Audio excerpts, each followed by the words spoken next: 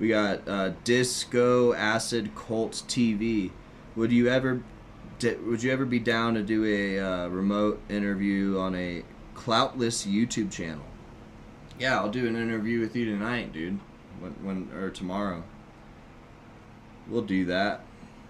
There's more girls here than anywhere in the world. And we play rock and roll. All we do now, we don't like add in. Some clubs will play a little bit of rock and roll. We play only rock and roll. I like the girls that come here.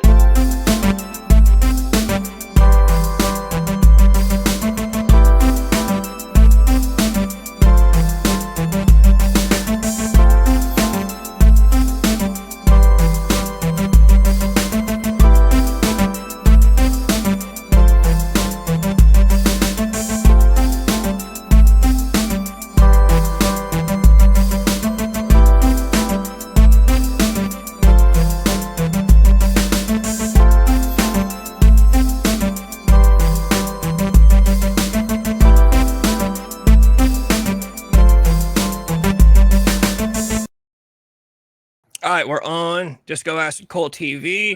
We got a special guest tonight. We got Casper, FKA, I'd say formerly known as CIGAR Guy. I think a lot of people would recognize him from Danny Mullen's channel back in the day. How are you doing tonight? What up, brother? I'm doing good, man. I'm fucking smoking a cigarette and I'm about to chug for my gallon of water as soon as I find it, man. Thanks for having me on. I appreciate it. Dude, hell yeah. That gallon of water a day is like the biggest challenge to me. I don't like water. Dude, I'm telling you, I've always been a water man, and there's a big story behind that. But like, this is my second one, bro. I might be drinking too much water. I might be getting some water death. You know how some people die in water. Oh, yeah.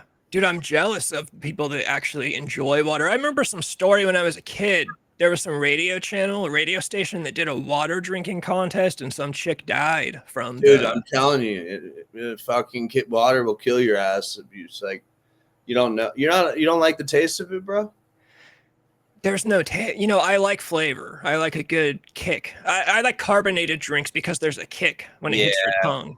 I used to like that shit too, but that was my problem. I started getting kidney stones, bro. I've had about 7 or 8, and it's because I was drinking too much soda, bro. So I'd say for 10 years, I've had nothing but I literally just drink sparkling water and regular water, and I also don't drink caffeine, so I'm not drinking like coffee and shit. I'll have a tea, like a decaffeinated tea, or no caffeine or whatever. Yeah. See, I'm a big caffeine addict. Have you ever done the gallon challenge? I no, but is that like when you drink every energy drink? No. So it's you get some buddies together. You guys all get a gallon of milk, and ooh, gross. Once you drink so much milk, there's something about your body will reject it completely naturally. So everyone starts drinking the gallon of milk as much as you can. First person to throw up loses. Next person, second to last place, whoever throws up last is the winner. We used to do the gallon challenge in the middle of the street in our town at like midnight, dude. And then everyone circles around at midnight, bro. It's like everyone knows at midnight we meet in the street with our yeah, dude. We were small town kids, Dixon, California, close to the Bay Area. Anyone from Dixon that tells you they're from the Bay Area is a liar, and they just want to sound cool. Yeah. It's close to the Bay Area, but yeah, that's small town shit. When you got nothing to do at midnight, dude, you do the fucking gallon challenge. That's crazy. Yeah, that reminds me. Like, there's this dude who I was in rehab with in 2018. I think his name was like Neil or something. He was such a douchebag. He actually had like the spiked tips with the blonde, in 2018. Yeah, dude. Yeah. But anyway, and there's two things about this guy that the story you just reminded me of, and then the other thing that I always think about, and they're actually related. But anyway, this guy, he chugged. We went to the gym because at the rehab we did like CrossFit 5 days a week and MMA 3 days a week. And it was like really physical focused. But anyway, so we got back and he's like, I'm going to drink a bunch of fucking milk and get ripped. So he went and we told him to go chug the whole thing, and he tried it and he threw up fucking everywhere, dude. And it was a problem because we were living in like a sober house. So we all had to clean it up together as like a team, Yeah. But anyway, the other weird thing about this dude, which I think is completely unrelated to the milk, is that this dude could actually lactate. He looked me in the eyes and he said, I can lactate. And I said, no, you can't. And he said, yes, I can. And I said, no, you can't. And then he said, watch this. And he pulled his shirt up and he squeezed his tit, and milk actually came out, bro. And I know it wasn't like pus or like any other, it was milk, bro. And I didn't taste it, but it was milk. Just on command, like, dude, yeah, you just squeezed it, bro. Like, I don't know. And I looked it up and it said that some men can lactate. So it was like a paradigm shift. It's like when it was like the second tower hitting the plane hitting the tower, second one. Absolutely, dude. I did my time back in my 20s. I got myself on drugs, did my time in rehab. And obviously rehab sucks, but you meet the craziest and some of the coolest people in rehab. Yeah, rehab. I've been to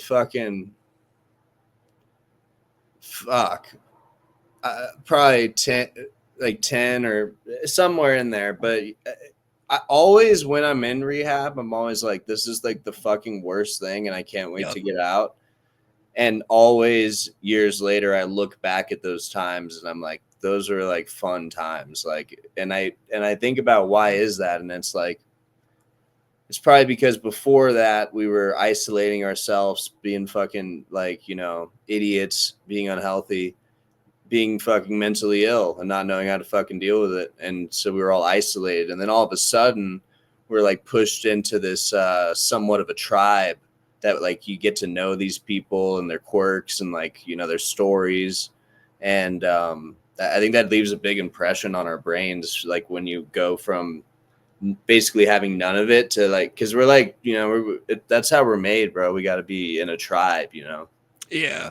It's funny. I swear I was just thinking about this. Going to rehab. I think one of the things that makes it like how you look back fondly on it, like when you're in it, you know, of course you're like, dude, this is fucking terrible. You're just in some, you know, shitty place with a bunch of other, I'm going to say losers, but we are also the losers who are in, you know, in rehab. Me and you are the losers. So we can say the losers. Yeah. People who are just completely down on their luck and fucked up.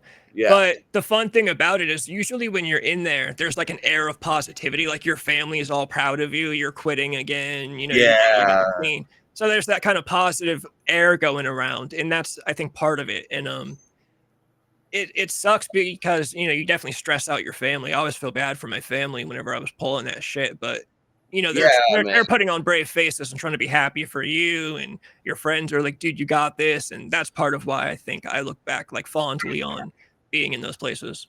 Yeah, man. I'm in the process of that currently. I'm not, like, to be completely transparent and honest, I'm in the midst of that exact thing right now with these benzodiazepines, bro. They're a fucking huge issue in my life, and I feel like an idiot.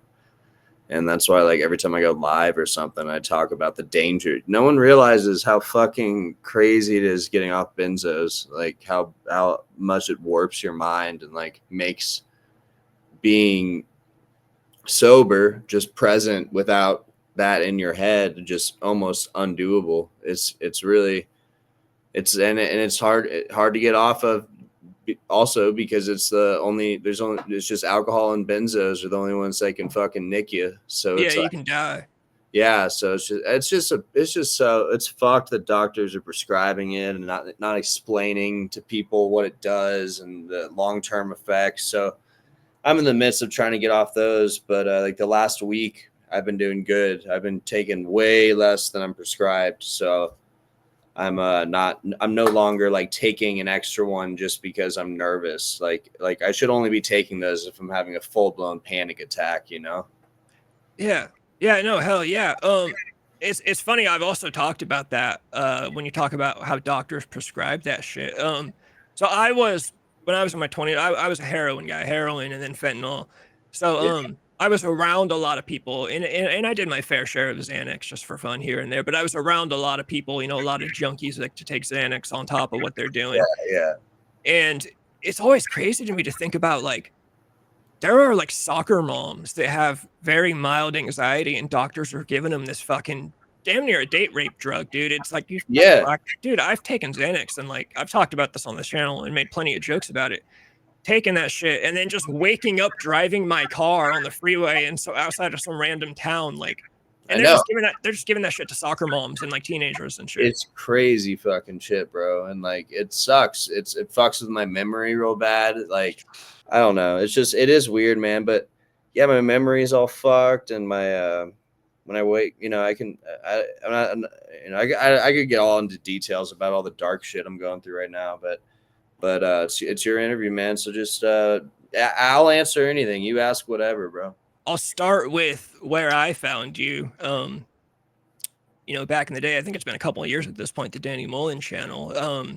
Yeah, like you were a main character there for a while. You were in the cast. You were in the main channel videos. You were definitely, I would say, like a fan favorite of the podcast. I do lurk around in the subreddit sometimes, and those kids are fucking vicious in that channel. If they don't like you, they don't like you. But everyone's always liked you in that subreddit, and they always praise you on the podcast. And I've seen a lot of them talk about how you were their favorite part of the podcast. So, I was going to start with, you know, how did that whole thing even, like, how did you get on the channel? Like, how did that even come to be? Yeah.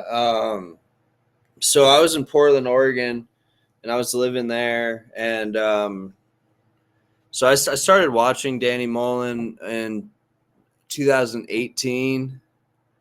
And so I was a big fan of his channel. I'm sorry. There's a fucking. I tried to get all cute and like fucking put a ring light up, and it's fucking blinding the shit out of me. So I'm about to adjust the lighting real quick, and then can you remind me what I was talking about? Yeah, it's all good. Good God, bro. I feel like fucking. Yeah, I was in Portland. I started watching Danny Mullen in 2018, and I was like a big fan of his channel.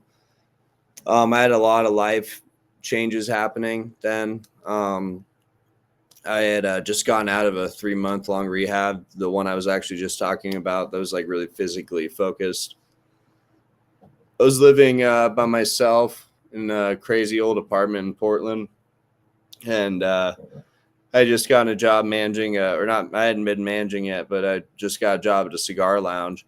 So I would just go to this job and smoke cigars all day and sell old people boxes of cigars and get commission. And like, I actually just called the owner of that cigar shop like a week ago, and just to like catch up and make some amends on some things. And he said that I was the best salesman he'd ever have, and he'd hire me back in a second. So that was really cool to hear. But while I was there, I was just fucking watching Danny Mullen all day and shit. And I just like genuinely thought it was like really funny shit. I thought Leo was super funny. And, you know, I was like, so I did the Patreon, and then I subscribed to Leo's Patreon. And I can't remember if it was like once a week or so. I don't remember, but like me and Leo, like with the Patreon thing, we would do like a video call. And most of the time when we would do the video call, I was working at the cigar lounge. So I'd be ripping cigars. So basically all we just started talking about was like cigars, and like how he was trying to get into them more. And like I was giving him all this information, and he was like trying cigars out that I was recommending and stuff. And he liked them. And so that's kind of how that connection happened.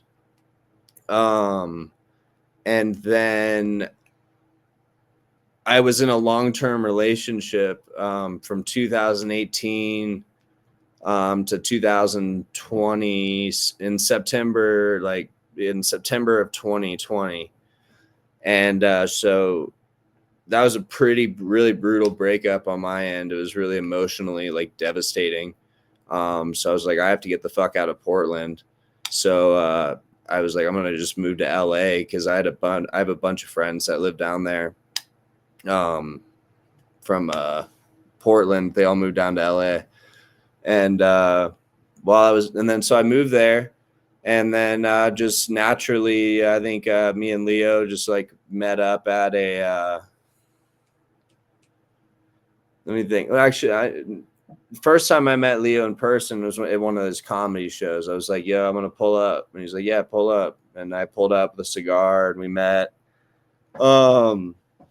And then we just started smoking cigars and hanging out. And then I was like, "Yeah, I want to fucking." Of course, I wanted to meet Danny and all the other people, Fan Jerry and shit, because it was like, you know, I've been watching these people for the past 2 years, and they got me through hard times and shit. So I was like, "Yeah, I want to meet all these people." And then as I was doing that, just wanting to like meet him and maybe make friends and be friends, I just kind of got on the podcast, and then it just kind of took off from there. But which is weird because it was a weird dynamic, because like I just was wanting to like, at first I was just wanting to like hang out with these people because I thought they were funny and cool. And then I got on the channel, and then that aspect was always there, but then it was kind of, and then it started turning into like a business / work kind of aspect, which was weird for me, if that makes sense. But that's how it started. Yeah, I would imagine that gets weird. You know, people talk about like, you know, people that love music and then they become a musician and it kind of turns into business a little bit, like you were kind of saying. Yeah. I mean, that's how I am right now with my art and my fucking. I feel that way about it. Anything I want to do that I finally am able to do. It's just like it loses all the pleasure. Yeah. Did it ever get to the point that it wasn't fun? Oh, well, so no, you know what? No, well, yeah, I mean, so there, it was always fun, but it would get Yeah. to the point for me where, um, how do I articulate this? I need to roll a cigarette. Yeah. Like, it was fun, but in my head, I'm like, these are my friends. Like, you know, I've been through a lot of traumatic shit in my life when I was younger and stuff, especially involving friends. So I was like really stoked. I was like, you know, these are my friends. But then, and like the things we're doing on camera are like fun, and they're like the same things that we do off camera mostly, like especially with me and King Croc. Like we were just doing the same things on camera that we were doing off camera. So it was like mixing, and then there was this like element of work to it where like once you got there, you had to like really lock in, and like, you know, for me, a lot of it was like, you know, there was me. It was a weird like mixture of I was being my genuine self, like, and then but also exaggerating a lot of things for comedic effect, but while remaining genuine at the time, I thought, which was like, if that makes sense. So that's when it wasn't fun, is when I felt like I had to like be a character and like put on for like a something, because then you're doing it with the people you consider your friends, and like you go and hang out with like Austin, and I drive up to Austin Dino's house and shit, and I would go to Brooke's house and stuff, and so but then you're doing another thing, and Danny's very professional like in the way he does things. So it was like, I don't know. I just couldn't really I think I just was like on top of my mental illness at the time, and like coming to LA after that breakup, and then needing like a feeling of like genuine connection with like anybody, you know. It was like a weird, and then all of a sudden I'm like a micro celebrity on the internet, like if you can even call it that. And like, I'm trying to like handle the ego boost that it's giving me, and then like figure that out, and like see how that's bleeding out into my personal life and into my personal relations and stuff, which is what basically eventually led to me leaving the channel, because I, you know, made poor judgments and was a shitty decision and made shitty decisions regarding one of my friends and one of the guys in the channel. Yeah, well, no, I was gonna say, totally good point about when you kind of feel like you have to be a character. I would imagine, so like even for me, on a YouTube channel with no clout that I have as of right now, even doing live streams, I have a hard time with, you know, I'm talking to friends, my co-hosts that are my Yeah. friends, but sometimes I feel like I have to try to act like, even just when I do the intro and I'm like, you know, oh, we're live. Welcome to Disco Acid Cult TV. I feel weird doing that shit with my Yeah. friends. Yeah. So That's a part of it. Like, that's what it has to happen. Like, if you're doing, because it is fun to do these things with friends, but there has to be like a theatrical, or, you know, it's entertainment. So you got to put on entertainment for the people that you're, like when I live stream, like I am like go full blown, like you know, 6-year older version of mindset of what was on that Danny Mullen channel, you know, and like I like know what people think is funny, and I think it's funny, and I just want to entertain people. But it's like, and that's what's different than right now. Like right now, I'm just like being me, like, and talking to you, which is why I'm kind of grateful for this opportunity, because like I don't need to like right now. I don't feel like I need to be like making people laugh. I feel like I can just like be myself, like, and talk to you like I would talk to anybody at like a fucking coffee shop, or if you were at my house and we're chilling, you know? Yeah. You mentioned, and I've actually always been curious about this. You mentioned Danny being super professional. I've always wondered, like, the creative process of the channel. I know he talks about writing, like he writes out the videos, he gets ideas.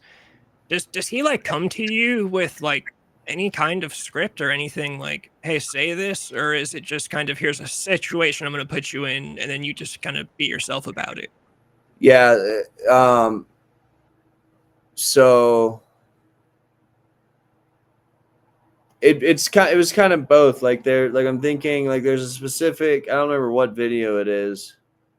But it's King Croc wearing a oh yeah, it's King yeah, it's King Croc when we called him the Pussy Shadow, and Yes. he was using the cover of being someone trying to get signatures for Black Lives Matter to get girls' numbers. That's the best King Croc bit, when he walks up to the Yeah, girls and he says, "Oh, you support Black Lives Matter, right? Well, can I yeah, get your number?" yeah. So it's me and him walking around doing that at the park near the Grove over there off Beverly. And so in that situation, he was like, okay, you guys are going to go do this.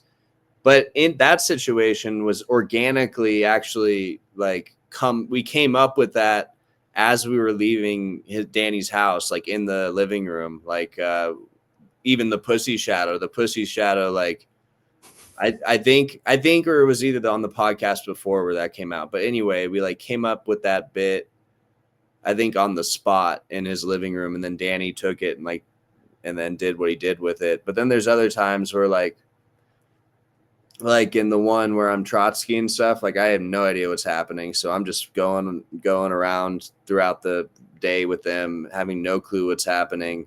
And then there's like the things that's like the Strokes video where it's like, okay, this is your role. This is the kind of person I want you to play.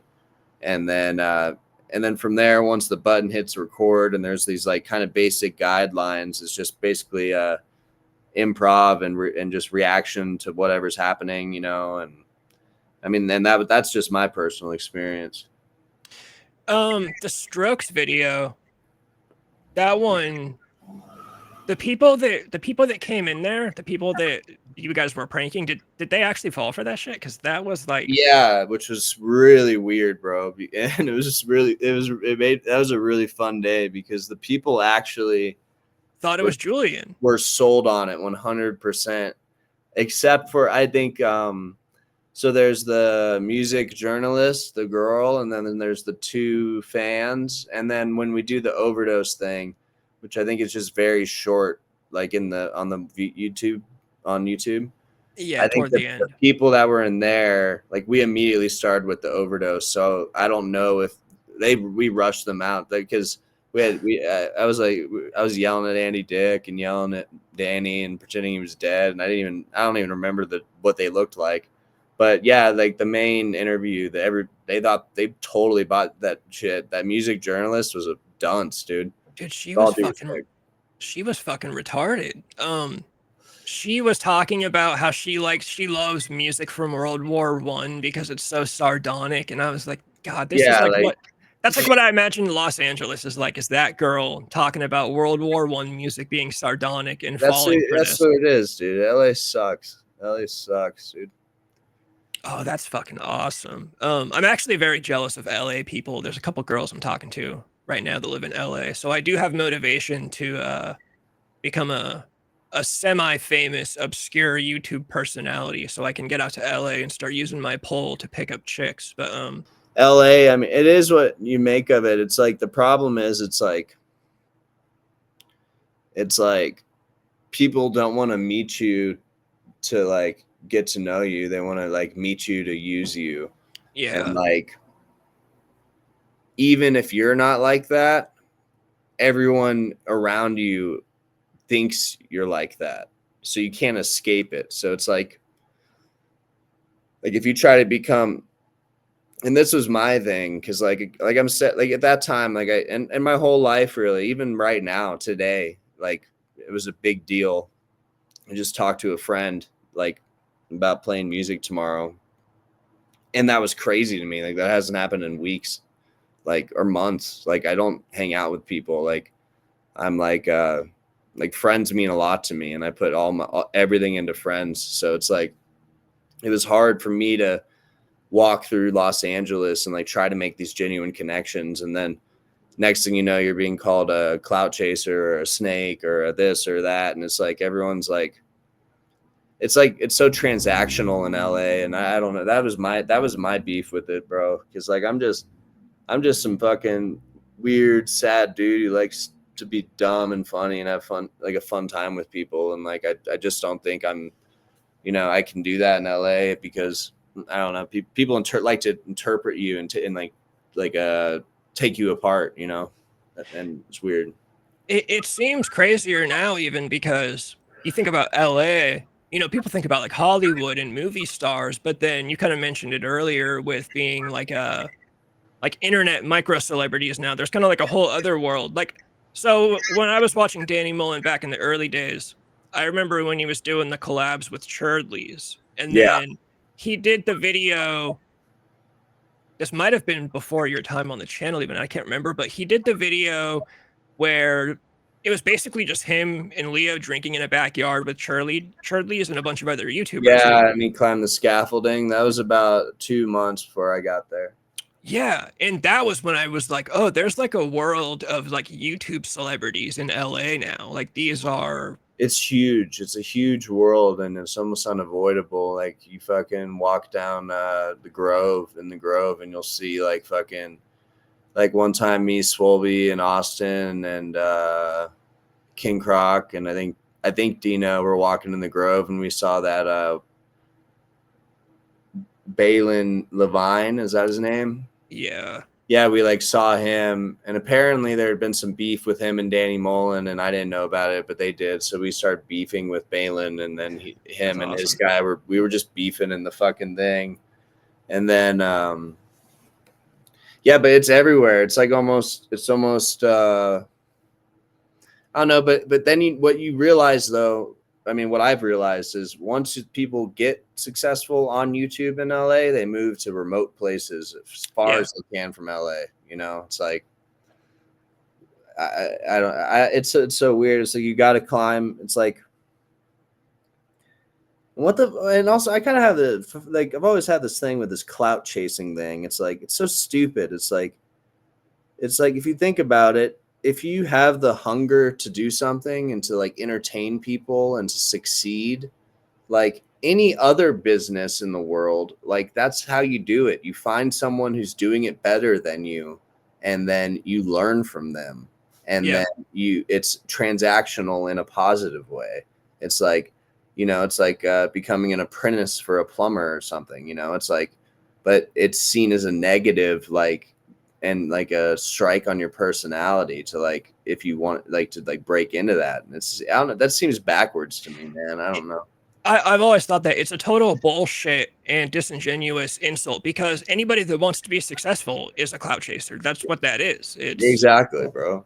Yeah, if you're hungry, then you should be a clout chaser. And and of course there's a past the line where it's like you're using people, you're pretending to be friends with people to get something from them.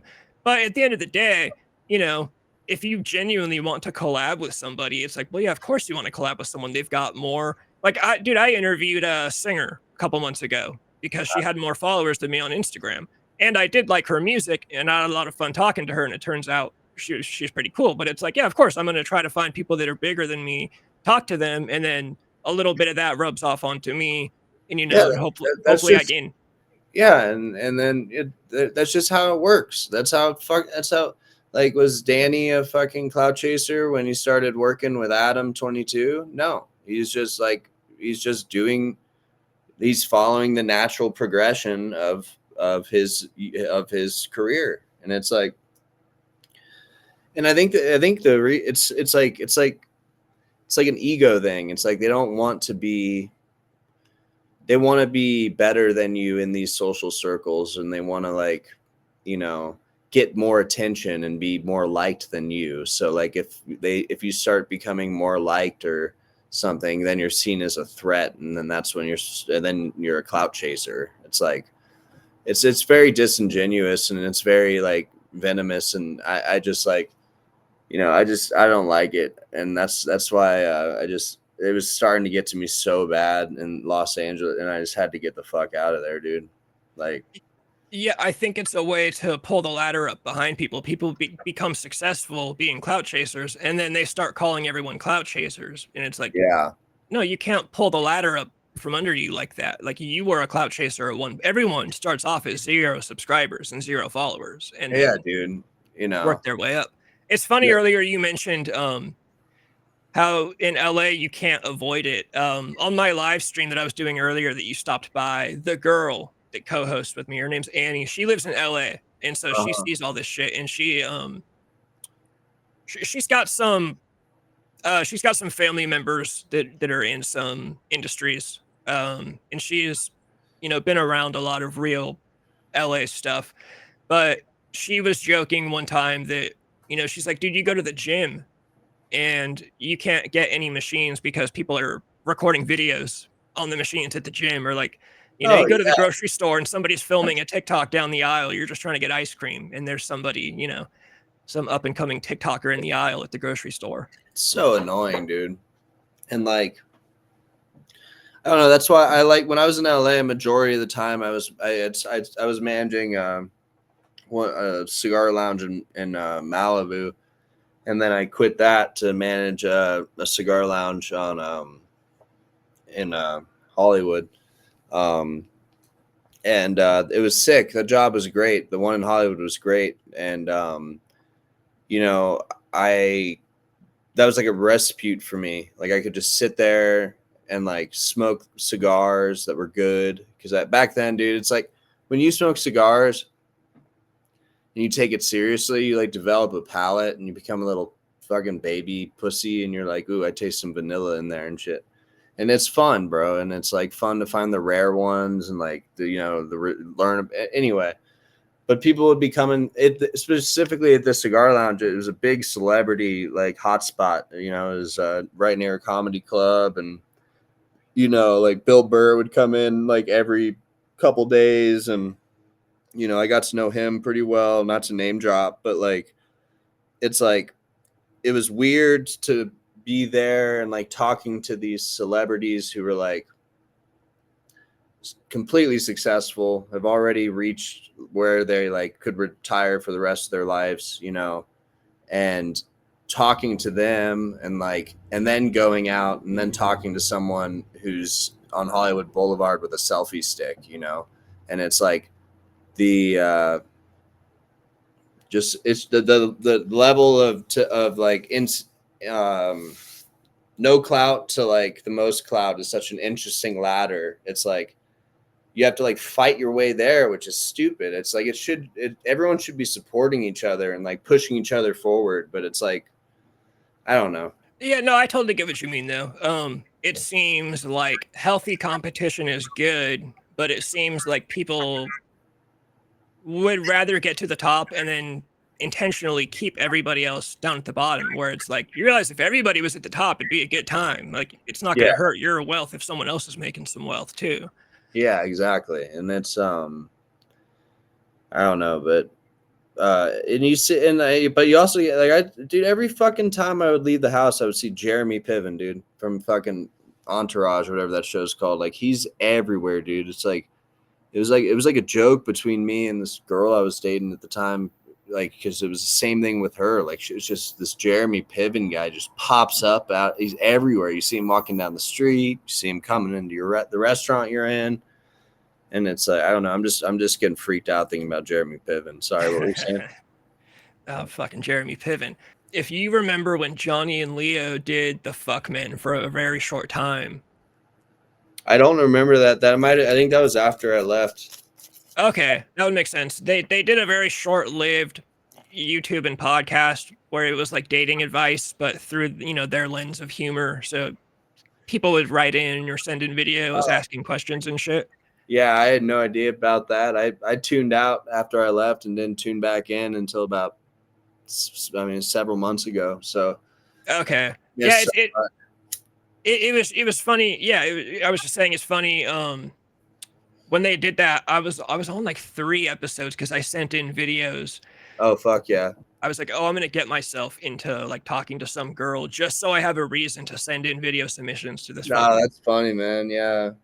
Yeah, Yeah. there was a few there was a few podcasts there. There was like he was doing Leo's Lair, I think is what it was called. Yeah, his solo show. Yeah, I remember I went on there like once or twice, and then he was doing something with Jacob Kausch for a second there, and then Danny was and I were talking about like the doing some sort of Nelk podcast together, which would have been crazy. And then I don't know, there's all kinds of stuff happening podcast related, but yeah, and then as I've been catching up, I guess there was like a Leo and Friends, and then there's like all kinds of shit, and I don't. It's so weird, man. It's like I just stepped out of it, so it's like, but they've been in it this whole time, and it's like it's weird, man. But yeah, but no, I like you asking me questions about behind the scenes of specific things, like because there's a bunch of crazy fucking shit there. So if you have any more of that, I'd love to dive down. It's like a little trip down memory lane. Well, I was gonna say, to me, it always seemed like you were on the main channel a lot, but to me, it seemed like your main domain, like your main stomping ground, was the podcast, the Leo and Danny show. That's where I think people liked you the most, especially in the subreddit. Like I said, I've never seen anyone. I mean, I still see people talk about the glory days of Cigar Guy on the Leo and Danny show. That's what crazy. What was the podcast like? Was it you guys all just showed up at the house and just turned the mics on and started going? Was there ever any like, hey, we're going to talk about this today? We're going to talk about. No, that was exactly it. It's just the night before, sometimes the day of, Leo would text the group chat what time and who should show up, and then we would show up, and then it would just that's exactly what would happen. It would just be mics on, and then Danny would just lead the podcast into whatever it was, and then stories would come up, and then it was just a natural flow every time. But sometimes there'd be like a planned guest or a planned bit, but most of the time it was just like kind of like this.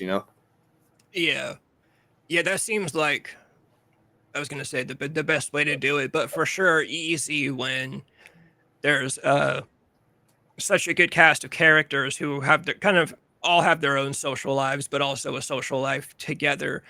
I've always also liked Austin and Dino. I think they're funny. I would imagine because they're so young, they're probably the exact same in real life as they are on the podcast, right? 100%. Yeah, I hung out with I'd say I hung out with them a lot. Like yeah, they're just the same as they are on the podcast, and I was too. So that it was like, and that's what I was another thing about earlier. It's like we were hanging out outside of this off camera, and it was the same thing as on camera. So that's where that confusion kind of came in for me. But yeah, but King Crocs will be like, there really wasn't anyone that wasn't who they were like when we were hanging out off camera and then on camera, which was like a special thing. And I think that's maybe what the viewers were picking up on, because we would interact the same exact way on camera and off camera, which I think is maybe rare. And what made it special, and it was cool. Yeah. I guess really with everyone on the channel, but I was going to say specifically, again, Austin and Dino, one of the things that, I don't know how to say this without it sounding fucking gay or cheesy, but one of the things that I kind of liked and respected and kind of actually took from it was the fact that Austin and Dino, again, we're both so young and live in LA. They kind of live in like the heart of where like American culture is at today. And I tend to think American culture today is fucking retarded, to be Yeah. honest.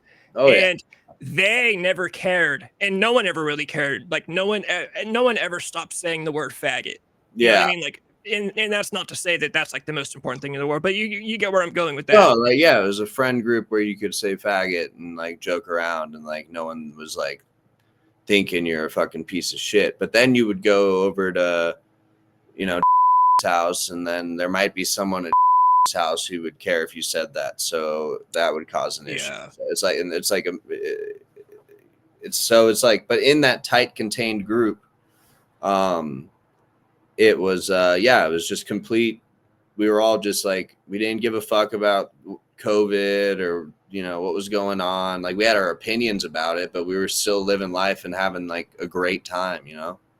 Yeah. Yeah. Nobody was worried about, you know, the cancellations, right? No one was ever Yeah, worried about that. That's kind of one of the things that I always liked. That was one of the first things I liked about the Danny Mullen channel as a whole. When I first me discovered too. it, I was like, oh, there's still a group of people out there that don't care about any of this, being politically correct or being, Yeah, overly me. sensitive about things. Like it was like an eye-opening thing to find, and then again to find people to see that there's like Austin and Dino, again, people that are very fucking young. Like, oh, Yeah, there are even young people out there that don't give a fuck about any of that shit. They're just having a good time and they think this shit's funny, so they're gonna say whatever they want to say. yeah, man, it was great. I loved going on Austin streams and this little trailer and fucking wasting all my money on gambling and shit. And like it was a great time. And yeah, they were great, man. And that was the whole reason I liked the channel too. And that's why I wanted to, like, when I moved to LA, I was like, I want to hang out with these guys because it's like it seems like I can fucking say faggot and fucking talk about fucking anything and just and have fun. And you know that's rare, especially in LA. You know. Yeah, yeah, I would imagine it's terrible in LA. Again, where I live, yeah, I still kind of watch the way I talk if I'm like at the fucking grocery store, but Yeah, I mean, it's still small town, so not everybody's like up on the trends. But I imagine, LA again is like the heart of that shit where, some girl, some fucking 21-year-old girl might say some shit to you in the oh store yeah, if she hears man. you. I was dating this girl for like 2 weeks. I met off Tinder, and she was a dime, bro. And she was like, everything was cool until one day I'm driving us to go see Pig, that Nicolas Cage movie, in theaters, and I put on Rick Ross, "Stay Scheming," and I'm loving when he's saying, "I ride for my niggas, though," and I said it, and she told me to pull over, and she actually got out of the car, and I'm not joking, and Oh my God. and it's like it's ridiculous, and like, you know, I never want to actually like hurt anyone's feel. Like I'm never gonna, like, if I'm hanging out in a group full of people and I know there's a gay guy there and I don't know him, I'm not gonna say faggot. But if Yeah, of I know, course. and if I know him and he knows me and we have that kind of thing, then but I probably wouldn't even say it in a group setting. But what I'm saying is, like, I'm not walking around just freely saying this shit with the individual that slur is created for. Like, you know, I don't ever want to actually, there's no hatred behind it. It's just fucking, it's just like not carrying around those you're comfortable with, you know? Yeah, it's jokes. It's funny. I mean, dude, when I was in high school, we had a gay friend in the group, and we all used to call him a faggot, and he used to call us faggots. It was Yeah, it's funny. great. It's beautiful. Yeah, no, it's always. I've always thought that whole thing was ridiculous. The fact that we just hit a particular year and everybody just decided, oh, we can't talk the way we've talked our whole lives, even though everyone's always understood the rules. Like you said, you would never walk up to a gay person that you don't know personally and call them like, I'm not actually calling anybody a slur about being gay. It's just a Yeah. word that I've known since second grade that I think sounds funny, so I say it with my friends. Faggot's one of the funniest words in the world. Yeah, it rolls off the tongue perfectly. It feels so good, bro. Yeah, that sharp F to the sharp G to the sharp T. Yeah, it's like a song. I could compose a song right now. All Should bass I drum actually work. make a song right now with those chords and see let's see what that sounds like. So Dude, I what is it? haven't picked up a fucking guitar in years. So it's a F. I really want to do this. I know this is your show, but I think it could be cool. Oh yeah, do it. So it's like that's like F A G G. I feel like there could be an O chord. Open. No, that's I not. like the F and the A, but I'm not a fan of the G after the F and the A. Maybe I could go F A, and then yeah, you're right. I'd have to do a different variation of the G. Yeah, Anyway, something. The F and the F and A are cool chords though. I do like those chords a lot. yeah, I never really did F and A before. I don't think I probably have, but not when I'm sitting there trying to write a song. Right. But anyway, yeah. Back to what you were saying about the channel, right? You were asking something about the channel. At that point I was mostly just saying a lot of people in the world are fucking gay and need to get over themselves. Oh yeah, there's a bunch of faggots out there. Yeah.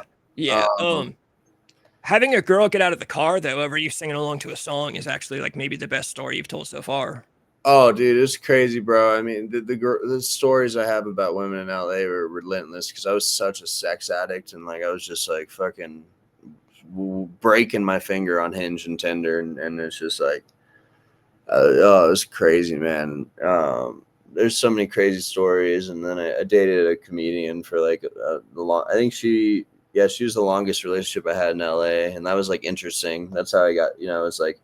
I would go to do shows with her and like I'd get to know like all these fucking, who are now like the most renowned comic podcasters and stuff. And like, but it was interesting. It was so weird, bro. It was such a weird time in my life. And I was making more money than ever because I was like getting fucking $2,000 a week $2,000 a week.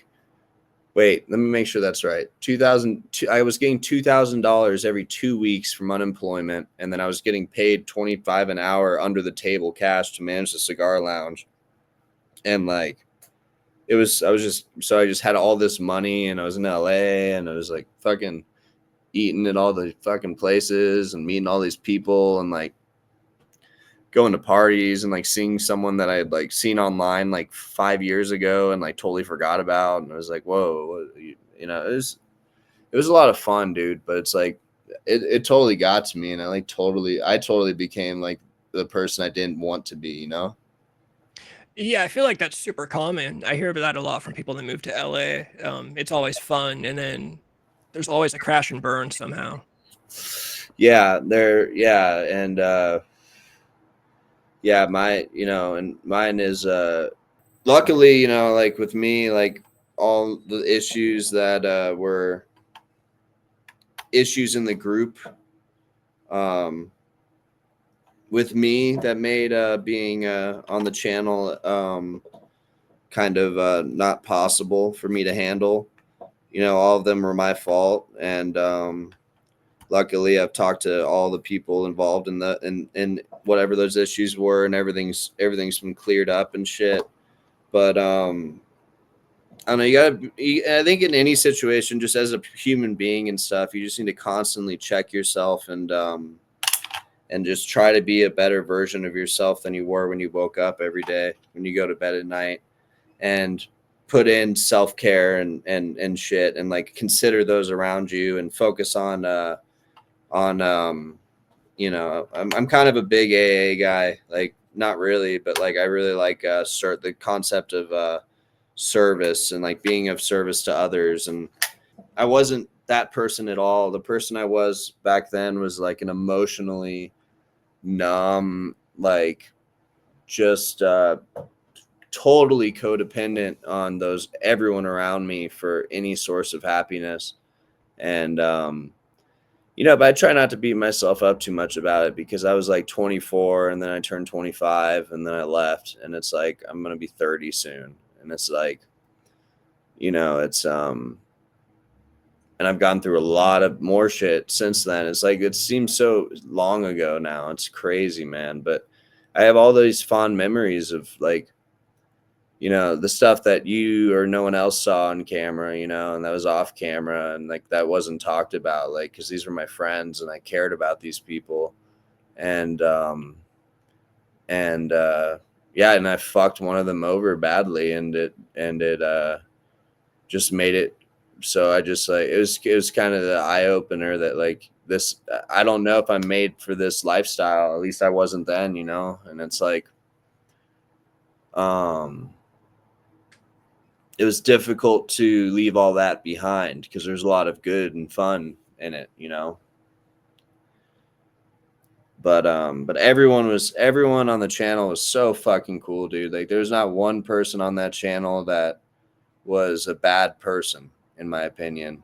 They're like, but everyone on that channel has made mistakes, and just like everyone in the world, you know, it's like I see people picking apart the YouTube channel and like dissecting like the things that people on that channel are doing, and it's like no one. I mean, come on, it's like fucking. It's just we're all the same. It's like just because one person is being watched on a platform on the internet more than you doesn't mean that they're not a human being that like fucking, you know, used to like playing basketball with their dad when they were 5 and like has like fucking memories of like being in middle school and like dreaming of whatever the fuck they want to be. Like they're us, they're human beings, and they're trying something, and like they're trying to entertain you. And it's like, if you don't like it, then you don't like it. But it's like it's like there's so much hatred, especially in the Danny Mullen like fucking universe, and it's so whack. It's like Danny works his ass off and Leo works his ass off, and I've always thought that it just sucks too. That was a big part of me, the negativity and like the fan base or whatever. Like I don't, and like I said earlier, I think it was we weren't recording yet, but I don't even like referring to people like you as like a fan, like because of that. Like you're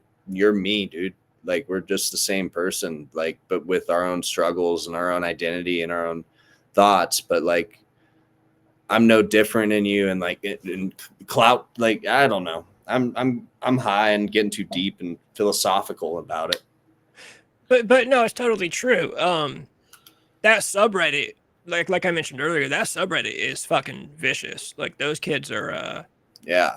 But also it's a place where people can talk like constructive criticism and like what they'd like to see. I don't know. It's like it can't be a perfect world, but I remember it was so crazy when I avoided that Reddit for years, and then I went back and looked. Like, dude, there was this guy who was pretending to be me, and then on other posts he was pretending that he was talking to me, and on other posts he was saying he saw me, and like for years. And I was like, dude, it was like so weird to just scroll through, and like people believed him and shit, and like it was just crazy, man. Yeah, it's definitely like there is the internet and then there's Reddit. Like Yeah. step below. And then below that there's the Danny Mullen subreddit. It seems like that place is crazy. Dude. Okay, so you mentioned, you know, when you left, you learned that you weren't cut out for it at the time. Do you think you're cut out for it now? And I don't mean the Danny Mullen YouTube channel in specific. I just mean, let's say, you know, you have a YouTube channel now. You've been doing some stuff on your own. Let's say you wake up next week and you have 1 million subscribers. Yeah, I mean, I don't know. I'm in a position in my life currently where I'm dealing with like I said, this benzodiazepine dependency, but I feel like I'm dealing with it in a mature and healthy way with you know, communications with doctors and stuff, and I'm seeing a great therapist, like the best therapist I've had since I was like a teenager. Like I'm stoked. He's like actually helping me with my mental health shit. And yeah, and I'm having a fun life. You know, I'm bouncing back and forth between Colorado and New York City, and I'm making art and I'm selling it. And it's weird that I'm selling it, and I'm having shows, which is cool. And it's like I make just simple kid art, basically, like, but or however you want to interpret it. But I like it, and some people, you know, seem to like it, and they're doing that, and I'm fucking, I'm fixing watches and typewriters for money and shit. I'm just finding little fun things that I enjoy to do, and I'm able to sustain the lifestyle I'm living. So, and I'm in a point of my life where I'm very open and transparent to everyone I talk to, and I'm very blunt, and I draw up boundaries really hard, and like I don't waste time with acquaintances, like I really just, everything is either, it's all love. It's a transactional thing. It's like I'm gonna give love to you if they're giving love to me, and if it's like, so I feel that if for some reason that were to happen, I like, the reason I like doing this is because I like to entertain the people that are watching it. Like, to me, it's kind of like an act of service. Like, I like making people laugh, so I'm trying to make people laugh, and if like YouTube fame came from it, like that's not my driving. I'd say like 95% of it is not that, but I can't lie and say that 5% isn't. I like the attention, or I like, um, the nice things people are saying about me, but that also comes with the bad attention and the bad things people are saying about me and stuff. And I don't think I was cut out for it back then, because I couldn't handle that because of my past traumas and stuff, and my desire to have genuine connections with people and friends and stuff. And but yeah, I think, I'm living I'm having the best time of my life that I've ever had right now, besides a few little things. And I'm going through a divorce right now, which is wild. Hopefully that'll be wrapped up soon.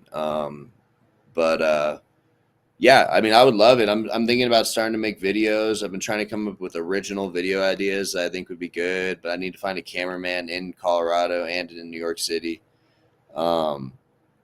Because I come down here to Colorado, my mom's not doing the best, so I want to hang out with her and stuff, and be a help when I can and stuff. And also, it's nice just to kind of, because I was so scared of Colorado for so long because of trauma I went through in high school, that like I avoided, like that I moved out as soon as I could, and like never wanted to come back. So it's cool coming back now and like facing fears and like practicing like exposure therapy and like growing as a fucking adult every day, So it's a nice place to come to. Yeah, hell yeah. When in Dragon Ball Z, when Piccolo starts training Gohan before Vegeta and Nappa get to Earth, Piccolo tells Gohan, "You'll laugh at your fears when you find out who you really are." So I think that is cool to say, going back to Colorado to yeah. Is that the bald dude? the green guy, yeah, Piccolo. Yeah, dude. Because I'm bald, so I like bald representation. Yeah, hell yeah, dude. I'm definitely gonna lose my hair when I look at my grandpa. Every man in my family has the Hulk Hogan ring of hair. Yeah. Well, how old are you? I'm 32. Okay, dude. Listen, you're 32. I'm 29. I lost my hair when I was fucking 16 years old, brother. Like, you've lived your teens, your 20s, and you're 32, and you still have a nice head of hair. I honestly don't give a fuck if you lose your hair, bro, because you lived the best time of your life with hair, bro. Well, I was just gonna say I'm gonna lose it, and when I do, I'm 100%. I'm doing the Hulk Hogan thing. Yeah, you gotta do it. Yeah, it's sick, bro. Yeah, I'm gonna grow out the sides in the back. The bummer about it is gonna be that when people see me in public, they're not gonna know that I think it's funny. I'm gonna do it because I think it's funny. Hulk Hogan's hair was they're gonna funny. think you look good. They're gonna think you look good. Yeah, they're gonna think I'm being real serious about that shit. But no. But what I was gonna say next was, so to me it seems like, have you always wanted to do something like just generally in a creative field? So for myself, like I said, when I was a teenager and in my 20s, I was playing guitar, I was playing in rock bands. That was my thing. Now I'm 32. I don't play in bands anymore, so I'm attempting the YouTube thing, but I've always wanted to do something in a creative field because I'm not cut out for 9 to 5s. I've been working jobs ever since I was 17. Yeah. I've never been promoted to a manager position. I can barely keep a job for over a year at a time. Yeah, I'm the same way, bro. I hate it. Yeah. Yeah, I've always known that I need to do something else than, like I'm never gonna get a job at Best Buy and be promoted to like regional manager and Yeah. that's not gonna work for me. Yeah, that's out of my fucking that's not even a like I'm gonna be poor and homeless before I'm doing that. But I've done it in the past, and I've done it frequently in the past, to make ends meet and stuff. But luckily, right now, I'm at a time where I've kind of learned to manage like what I am good at and how to make money with it. But yeah, so I've always the first thing I wanted to be, which like realized like seriously, like the first thing I wanted to be when I was in elementary school, I wanted to be a cartoonist. I like really liked fucking like Ren and Stimpy like a lot. Like that was my shit. Um and oh, here I can show you this. It's right here. This is like one of my most prized possessions. So like I'm gonna cover my real name because Casper isn't my real name. Yeah. Um but I thought I found this dude's John K, the guy who did Ren and Stimpy's address, and then I just sent him a bunch of my art with like no other letter. Like I didn't write anything. I just sent him my art. Like and I was like, I don't even know if it's the right dude. And then one day I go to my mailbox and I get this, which is an original Ren and Stimpy drawing. Oh, yeah, that's badass. But what it says is it says whose work it says to me, whose work reminds me of why I started, which is crazy, bro, because he is the guy that made me want to start being creative. Yeah. And so for a while it was that, and then it was music, and then I wanted to be a musician, and then in high school I started getting really depressed and I started getting really suicidal and I was hospitalized a bunch. And I just felt horrible. And I was like, nothing's going to make me feel better. And then I started watching, for some reason, Charlie Chaplin movies. And I loved them so fucking much. And they literally made me feel like life has a purpose. And I was like, how the fuck is this thing that's like almost 100 years old, like making me feel not like I want to live right now? And I thought that was so special, and I wanted to do the same thing. So I immediately wanted to become a filmmaker, and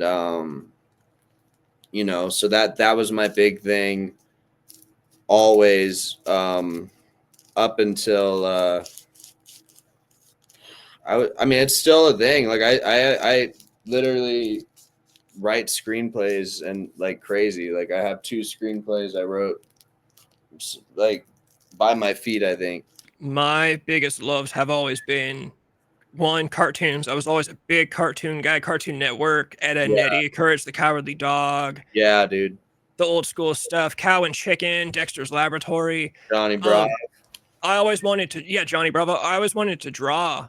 That was my first thing, was I wanted to be an artist, just like draw of any kind. But I kind of dropped that in school. I got into basketball. And then when I got to middle school, I picked up guitar. That's when I started playing guitar and got really into music and wanted to, be a rock star basically. And then it's funny because a few years ago, I wrote a screenplay. I got into movies pretty late, like as an art form. I always saw movies when I was a kid here and there, but as like a like a total like appreciating art, I got into movies. Honestly, like one of the times I was quitting heroin, I was laying in my room withdrawing, and I was like, I gotta try to keep my mind off of this basically. So I pulled out my phone and I can't even tell you why, I just thought of the name. I was like, you know what? I'm going to look up and watch the original Texas Chainsaw Massacre. That's never before movies. Yeah, never before had I ever seen it. Just for some reason I just thought of that name and was like, I'm going to watch this. And then ever since then I was like, oh, movies are like a whole fucking art form. So good, dude. It's funny that you play guitar and you also write scripts, because I have this theory that guitar translates to screenplays. perfectly because Yeah. when you write a rock song, you know, the skeleton of the rock song, most songs start off with just a guy on a guitar. That's how Yeah. the very first step. And then a movie, the very first step, the skeleton is the script. That is the very first thing that's made. Yeah. So guitarists, I think, translate Interesting. to screenwriters perfectly. And so I got into, screenwriting. Like I got Final Draft on my computer, and um, I've been lazy about it in more recent years, but I've only gotten one that I finished, and I didn't do anything with it. I just wrote it for fun. But Just send it to me. I'd love to read it, bro. I'll send you one I wrote. oh, dude, I'd be hella down for you to send that. And yeah, man, that's fucking sick, dude. And it reminds me, like, that's another thing I liked about Danny's videos is they were scripted out. Like his videos were Yeah, like scripted out. Like there the way it was where there was a storyline, but the storyline was made by just putting us in like situations, you know. And it, I don't know, it came together so naturally, and it was like really fucking sick. And yeah, it was a lot of fun, man. They said they want me to do more videos with them, which I would do. You know, the things that I do know about what Danny's about to do, which I can't talk about, I think are I think it's the right move. And I think I think people are going to enjoy it. And I think it's going to, because that was how me and Danny bonded, is like we love history and we love literature, and like we love talking about it together, and like we can have like, you know, cohesive, like, you know, understandable conversations where each party is learning from one another. So, you know, that was our whole relationship. So I'm very excited to see what he does with it.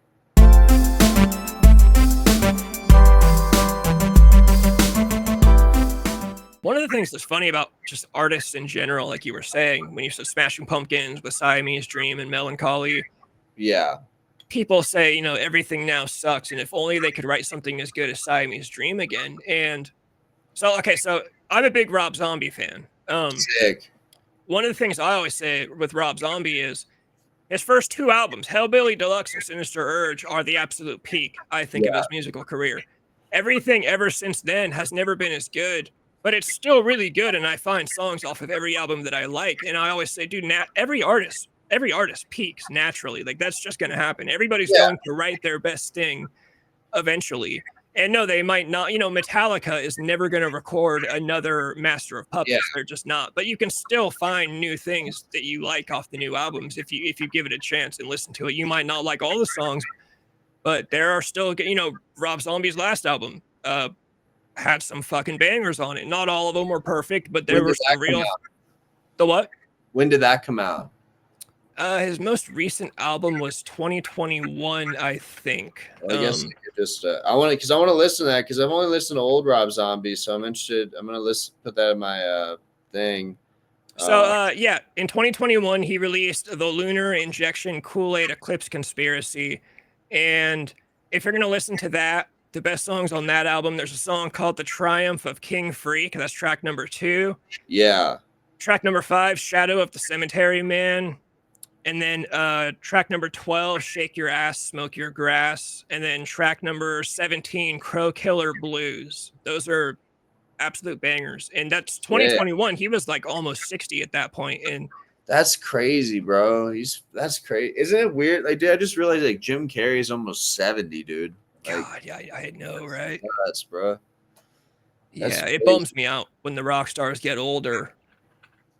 Yeah, but also it bums me out when like Billy Corgan goes on stage and he's like still wearing a dress or like a kilt with like a fucking like face paint on. Like it's like and he's all fat and shit and his stomach's hanging out, and it's like, yeah. Do you listen to his podcast?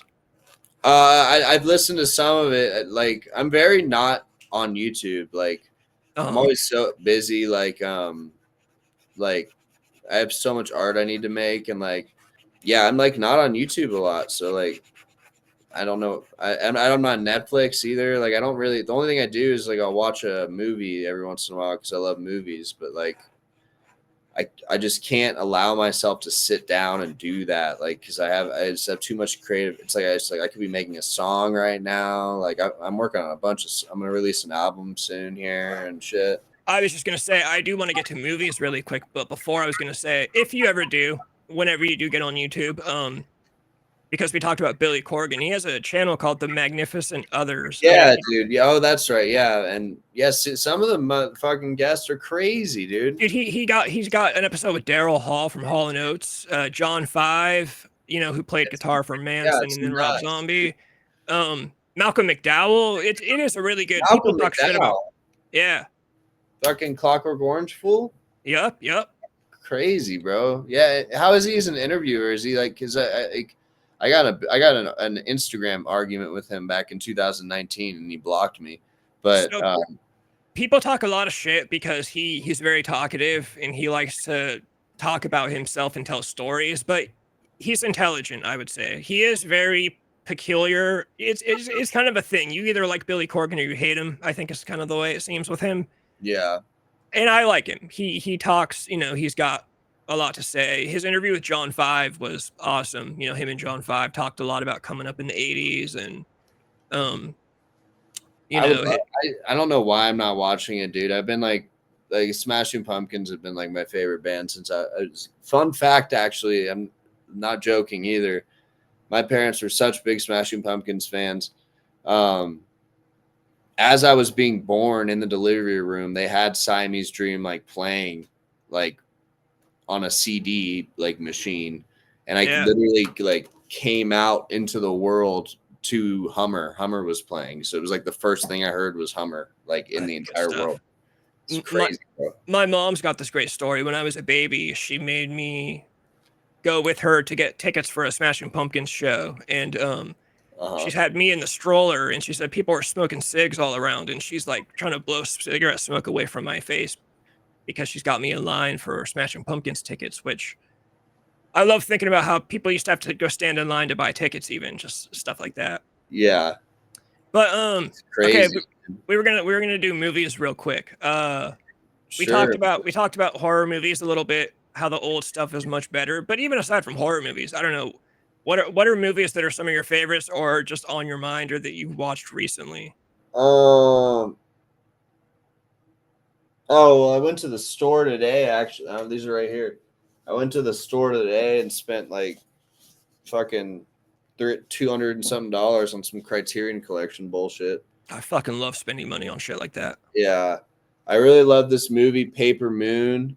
Have you ever seen that? That's really good. And this one's cool. It's got a cool.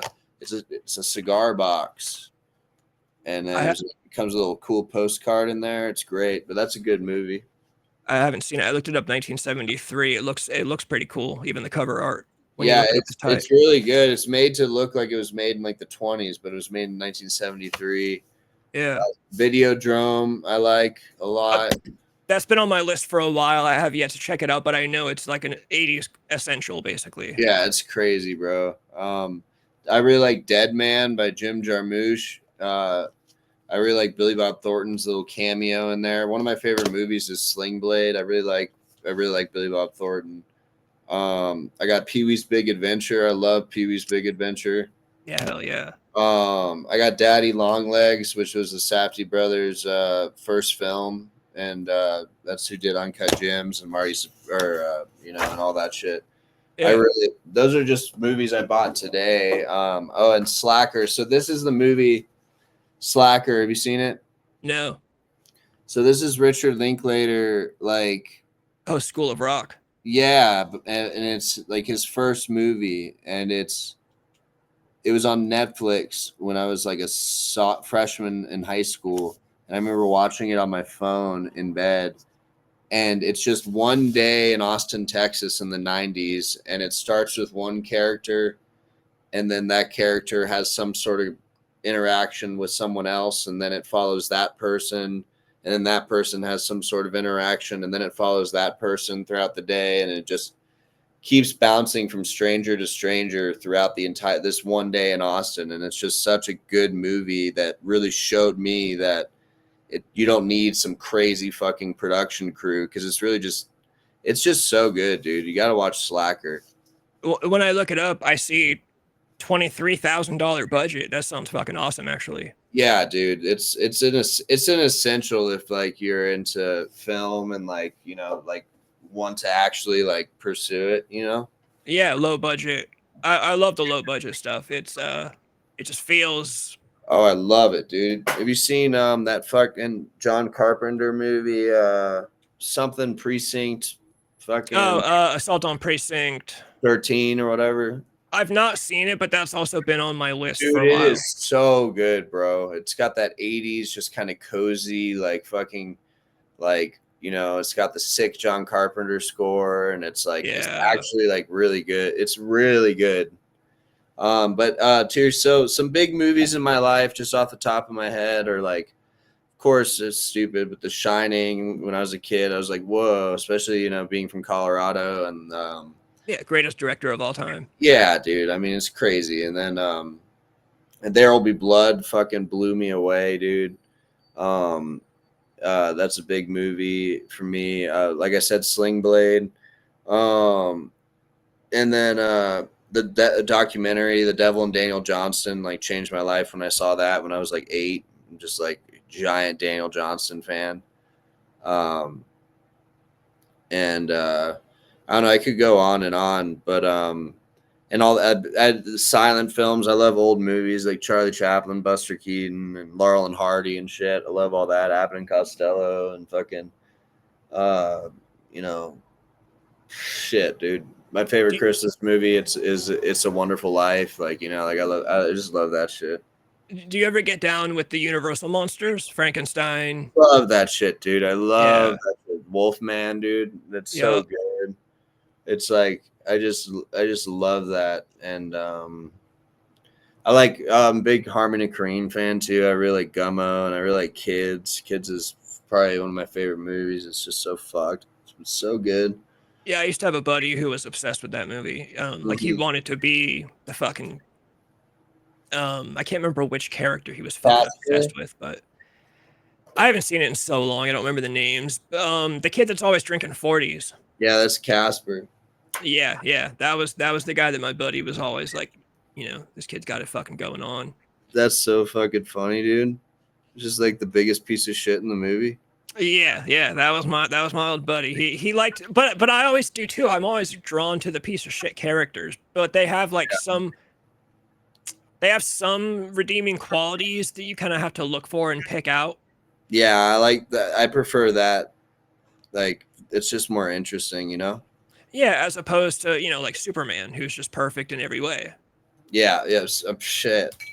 That's one thing I've never been able to handle is like Marvel movies. What about you? Are you like that shit? No, I don't watch Marvel movies at all. Yeah, I can't do it, dude. They're like, I think it was, I can't remember what director said it. I think it might have been the guy that made Taxi Driver, whatever his name is. Scorsese. It might have been him. He said something like the Marvel movies are basically just roller coaster rides. Yeah, that was Martin Scorsese. Yeah, they just, I'm the most cynical guy. I'm a huge critic. One of my buddies makes fun of me all the time because I fucking hate everything. But really, movies that come out today, there's some horror movies here and there. Hard Eyes came out last year. I really liked Hard Eyes, but I acknowledge it's a very generic modern day slasher, but I liked it a lot. Weapons that came out last year. That was actually a really solid movie. Yeah, I want to watch that shit. It is surprisingly good. There's one character that I really fucking hate because she's a total millennial, and I just fucking hate my own kind. But yeah, of course. I'm very cynical about stuff that comes out today, but I don't think I'm wrong. You see this opinion all over the place that movies today just are not what they used to be. They're not, man. And it's like every once in a while one will come out. Like I don't know. I really like The Brutalist, bro. Okay. Have you seen that? No, I haven't. That's really good. I really liked Marty Supreme a lot too. What about? Did you see that? No. That's in that's probably going to win Best Picture this year. Either that or One Battle After Another, which I thought was all right. But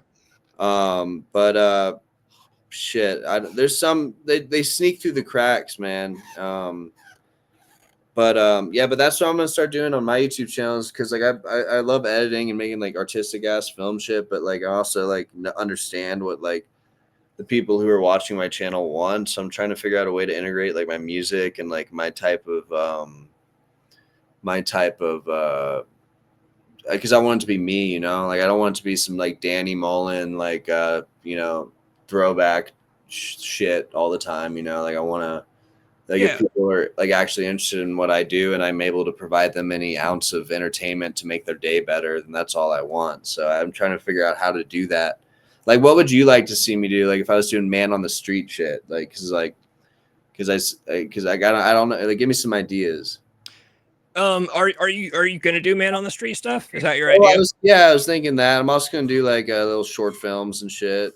But like, if I was, but specifically like when I go like do man on the street, what what do you think would be good? I'm trying to think about, because I've also always wanted to do man on the street stuff. I just also have never had a cameraman. I'm trying to think about what I would do. I know I'd probably want to do some funny things. Mm.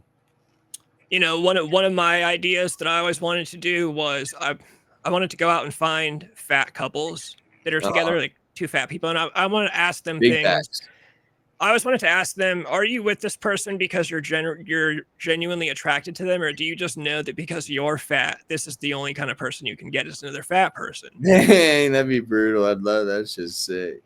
I've wanted to go around and jokingly tell people, like offer to sell them Polaroid pictures of my ex-girlfriend, like her nudes, like I'll sell you some nudes of my ex-girlfriend for $10 and just see what Hell their yeah. reaction is. But then I'd want to do some serious stuff too that I can't think of exactly what. I think with man on the street, the thing about that is it's personality driven. So really it just could be whatever idea that pops into your head for the day. You just go out and start talking to people. You could Yeah. talk to them about, and they could be funny Yeah. or serious. The only idea that I've had, which is for me to go on the street and find some jacked up homeless person and then invite them into my house and then do a podcast with them in my house, and it'd be so terrifying that I think it'd be entertaining. I think it'd be good because homeless people, I used to hang out with homeless people back when I was like 18 or 19 and I was smoking a lot of weed. I'd go over to the college town, again, next to where I live. Yeah. And I used to hang out with this guy named Bob, the ukulele player. He was this crazy guy. He wore nurse's scrubs and he was a brilliant guitar player. It was actually a crazy thing about, I believe music is magical, like genuinely there's a magical property to music. Yeah. Bob was insane. Bob did not remember me from day to day. So he would meet me every single day for the first time and he would call me Scooby. No And way. yeah, he'd call me Scooby. He was wearing nurse's scrubs. That's so funny, bro. I just interrupt you real quick because when I was in high school and I was buying weed from the homeless people at the library park, and I'd always sit there and like hang out with them and smoke weed, they would call me Shaggy. That's crazy, bro. That's good stuff.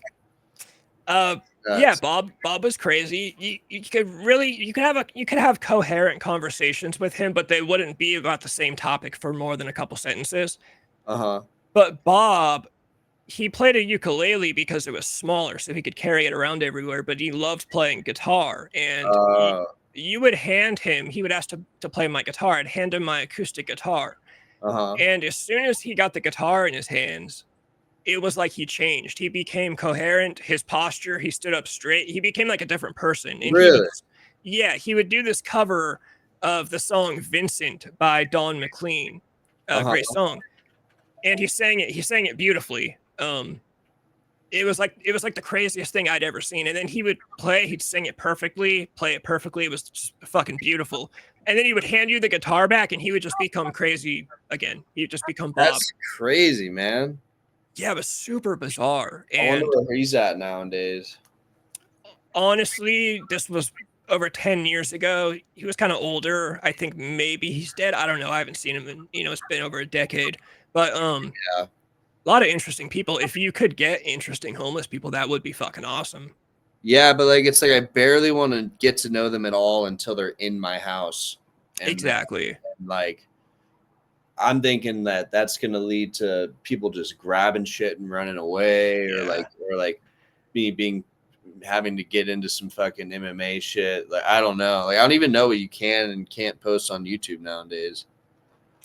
You know what would be an idea, and I've thought about doing this, but I don't know how to do it. I don't know if you could figure it out, but some kind of YouTube channel and videos about screenwriting.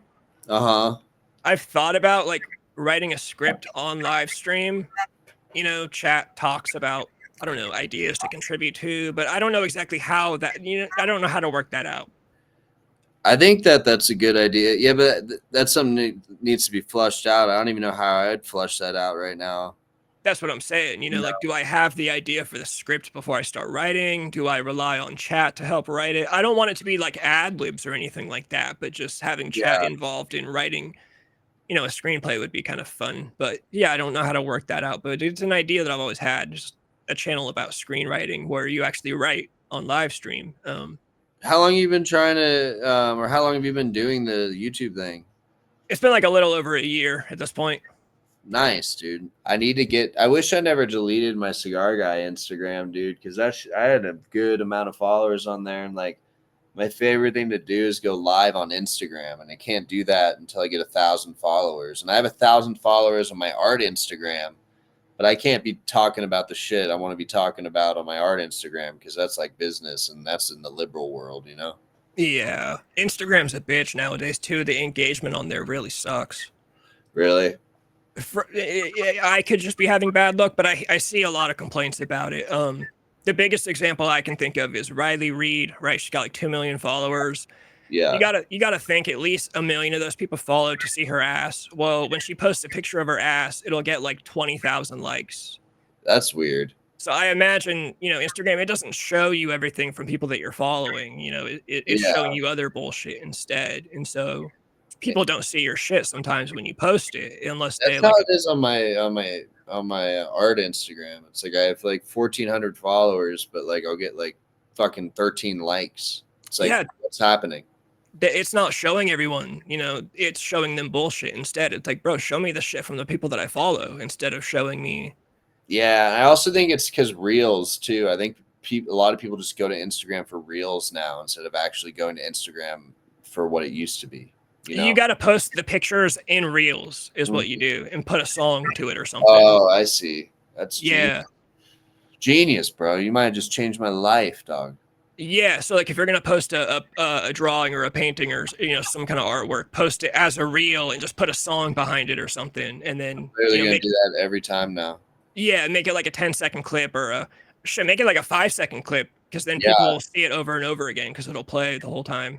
Well, I've had you on here it's been like what 2 hours and 8 minutes and a lot of time, but I've loved it. It's been great.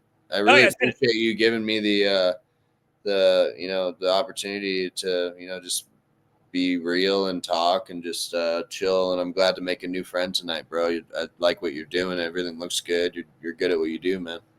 Dude, hell yeah. I really appreciate that. Yeah, no, it's been a great time. I figure before we get off of here, you got to drop one more story, whatever you got. Some big sign off. Oh shit. God damn. Well, I don't know if you heard about my fucking well, I don't know. Did you? I don't know if you listened to the podcast I did on Leo and Danny, but I've been having a clitoris issue, dog, with like the women I'm seeing with their clitorises. Did you watch that? Was that you like years ago, back in the day? No, it's like 3 weeks ago. I did a podcast. I called in. No, I didn't even realize you called in that recently. Yeah, it's I don't know, it's a pretty good podcast, but dude, I'm running into clitorises that I've never even been able to never in my mind did I know they existed. What are they, like fucking huge? They're huge. They have folds. They're different colors. They're like sentient. They got like you feel the energy from them, like they know things, and I've been on this string of it's like a curse. It's like I've been cursed by something. It's like every woman I sleep with has a very prominent clitoris in one way or the other that would take most men to their grave. Well, isn't this actually a blessing? Because those things, that's what they like you to fuck with. So if it's huge, it's right there. You can see it I very don't want obviously. to touch the fucking things because I'm worried of just like. Have you ever seen Creep Show and fucking Yeah. he touches the meteor and then he turns into the grass man? That's how I feel about these clitorises. Yeah, meteor shit. You're gonna get meteor shit if you touch it. Yeah, dude. I don't know. So I mean, I guess yeah, that's that's how that's all I gotta say is I still have not broken. I'm waiting for the woman I'm waiting to meet a woman who, when I open her legs wide, I see barely. No, I don't want to see the clitoris. I want to see nothing. I just want to see a slit. It's supposed to be a little bit of a journey, like figuring out, what to do, as opposed to just here's this a big stop sign in my face. Yeah, I like the I like the challenge, but I also thought you were saying like me running through all these like strange like primordial clitorises is like some sort of like life journey I'm on to like discover who I really am, and like kind of like a Tom Hanks movie from like '94 or something, like some sort of like there's like been some weird spell on me, and then once I fall in love with a fucking clitoris with like eyes, then like I'll like wake up and I'll be like next to my wife in bed and everything will be okay. Like, that's kind of what it feels like. It could also be a case like that. When I always wonder what the fuck was God thinking when he designed the vagina in general. They're Yeah. so Yeah. like obviously I like them, okay? But Yeah. I think guys that talk like they're like pretty, they're like the prettiest things on the earth. Those guys are lying or they're freaks. It's like I prefer a blowjob over sex any day, bro. I don't even need the vagina. yeah, absolutely. So here's my thing, right? To me, the best way to put it is I'm appreciative if a girl sends me a nude and that is in the picture, of course, awesome. But if that's the only thing she sends me in the picture, I'm gonna say, wait, I'd rather see the tits or ass. I'm not looking for just straight pussy in a picture. I know it's like you're like looking at like a like your uncle's armpit while you're watching a football game, and like you're just looking at his armpit. It's like it's got uncle's armpit vibe. Yeah, it's like I understand this, but it's not like I'm desperate for it. I don't need this. Like, what do you think, John Lennon behind you? What do you think he thought of Yoko Uno's pussy? Oh my God, Yoko! So Yoko Ono gets too much hate. There's a naked picture of her, though. I think when they're naked together, I think her pussy is visible. I'm gonna look it up and tell you what it's like. Yeah, but it's not detailed. It's just a full frontal shot. Well, I'm gonna zoom in. Here, I'll look it up too. Yoko Uno nude. Ugh. There's hair. It's just all hair. You can't really even see it. Her ass is just horrifying, bro. Yeah, the behind shot. His ass is bigger than hers. It literally is, and also her nipples are just the worst. They're like they're at the bottom of the breast, and look at the difference in areola on the right breast. I mean, that might be a shadow. I don't think that's a shadow because there's no other shadows. Those those sizes change though when they get in the mood. Oh yeah, the areola size. I've been with some girls that it's like you'll be like, dude, those nips are huge, and then you get them in the mood, you go to fuck them, and then they kind of like get smaller. It's very strange, but it's cool. That's crazy. So like when they're big, it's like a defense mechanism, like when a snake when a snake puffs up. So it's like, but then when they're like, okay, I'm down to do it, they get down. That's crazy, bro. So like if a predator rips their shirt off, they see how big they are and they flee in horror. Dude, that could be some evolution defense mechanism that we just discovered, bro. Honestly, it would make the most sense. I mean, I can't think of any other way that a girl would be fighting off a predator other than huge nips. God damn, bro. I love them. I love the nipples that aren't there, the ghost nipples, bro. You gotta look for them. That's top tier to me, man. Dude, I just think John Lennon's attraction to Yoko Ono must have been all personality. He must have really loved her art and like talk. He must have really just loved talking to her is the best thing I could think of. I think me and you might disagree. I think I might be in the camp of Yoko Uno haters that you disagree with. Well, no, so here's the thing. I don't like her. I'm not like a fan of her, but I think it's obvious that she did not break up the Beatles. That's what I would say. The Beatles broke up. the Beatles broke up because, psychology among band members is a very complex, Yeah, and George Harrison wanted to go off and do his own shit. He was getting all spiritual and like getting all writing beautiful shit like Something and stuff, and he's like, I gotta get out of here. Yeah, and John Lennon was getting pretty big. As much as I love John Lennon, but he was an asshole. Oh yeah, he was a piece of shit. But we're all pieces. That's what I'm saying. We're all assholes. But fuck it, dude. It's like we're trying our best, and like we make music, and if it makes someone happy, that's good.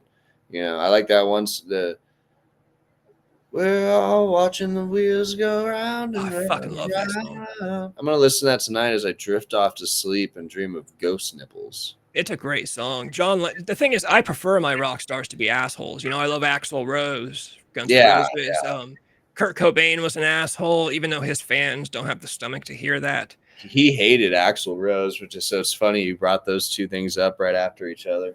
It is funny, and it's also funny to think about how badly Axl would have whooped Kurt if they ever got into a fight. Oh, I know, dude. I just recently watched a Kurt Cobain interview or a Nirvana interview. I really hate Dave Grohl, though. What about you? This is something we might disagree on. I love 90s Nirvana Dave, but I hate Foo Fighters Dave. Yeah. I guess I agree with you. It's just he's such a pretentious asshole. Yeah, I think back then he was young enough that he was the wide-eyed drummer. He was funny. He was quirky. Yeah, back then it was like cool. But in Foo Fighters, yeah, there's an interview with him recently where he's talking about like, oh, when you write a song is like a puzzle, and you got to put I'm like, shut the fuck up. You play your fucking guitar, write a song. Shut up, man. Yeah. Songwriters that try to make that shit sound all complicated. It's like, bro, don't get me wrong. Art is great, and I love music, but art is a puzzle. And bro, you wrote a fucking riff on your guitar one night at 2 a.m. Crazy, bro. Yeah, you're right, dude. You're fucking right, bro. You know what I always get tripped out on is like I'll like be like sitting here like trying to like write a song, and like then like I can't figure anything out, so I'm like trying like chords of songs I like, and then I'll just like start playing like shit's already out of tune again.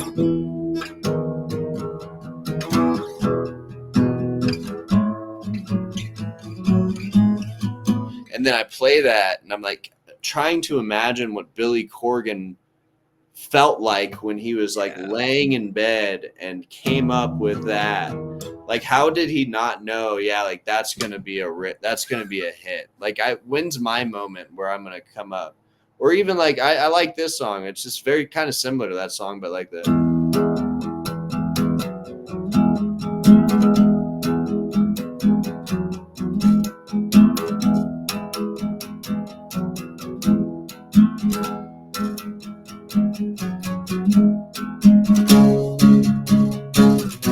Like that shit, like that's a riff that's like you hear it and like that's gonna stay. It's like I haven't ever come up with something that's like, whoa, or do I just think that because of the finished product?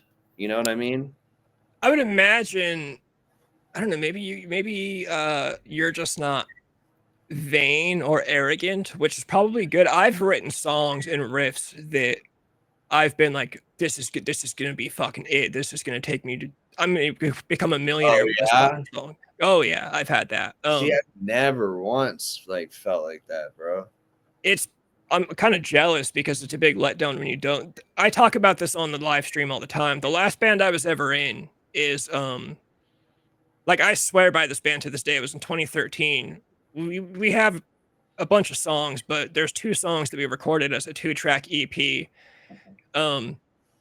And when we did break up, I was talking to a particular indie label that could have like taken us on tour. I sound like the guy who says I would have gone pro if I didn't break my arm playing football or whatever. And it's such a bummer because the last band I was ever in, dude, we wrote fucking panty droppers, dude. Like girls loved this shit, and like I was legitimately like picking up girls at shows in this band, and like this band for sure had the chutzpah to go the distance, but we broke up at the wrong time. And so it sucks being that arrogant, being that confident, and then shit doesn't work out. So I would rather be the guy that thinks, oh, I just wrote another shitty song, but I'll record it anyways because I like it. And then one day if success does come, you're surprised by it. Well, I kind of have a similar feeling about like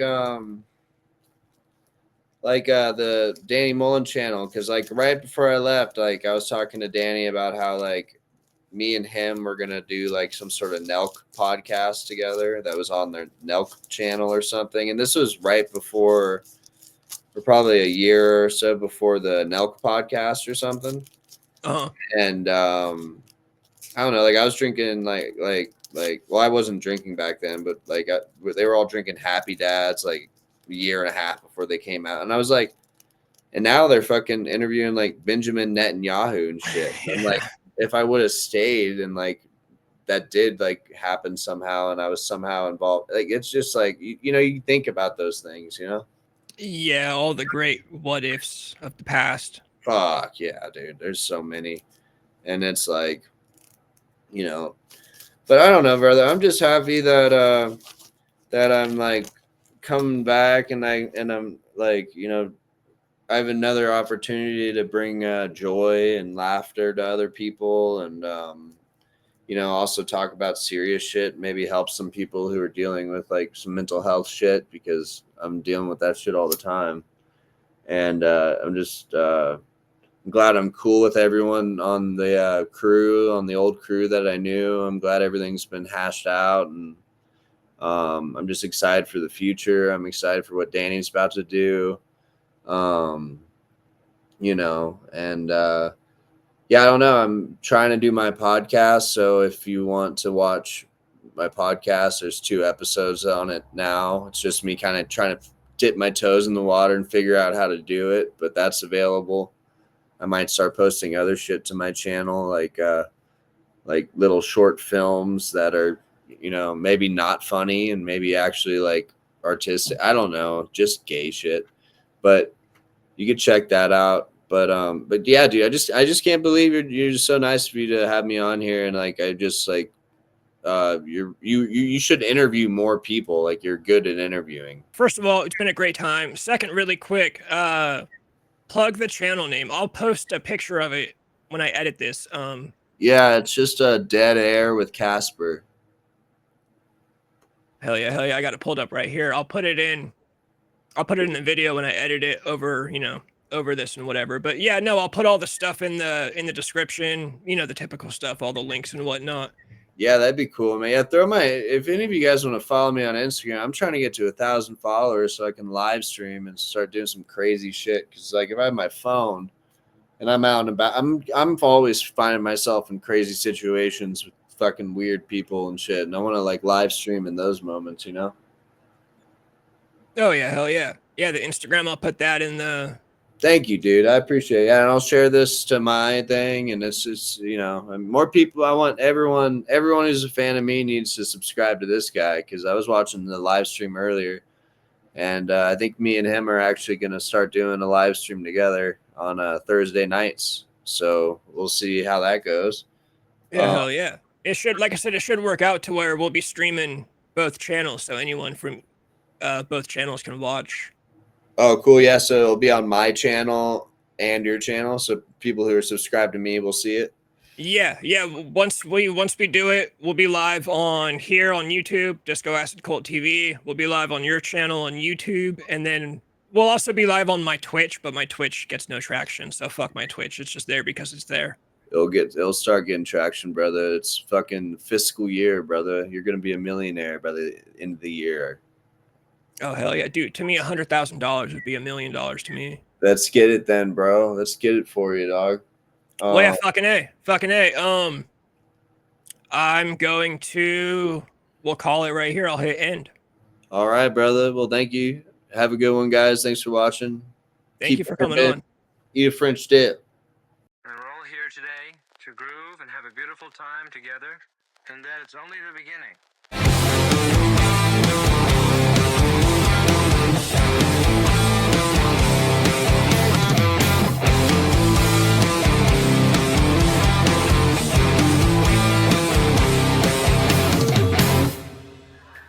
Sometimes I think I'm drunk, and then I realize I am drunk. Sometimes I think I'm drunk.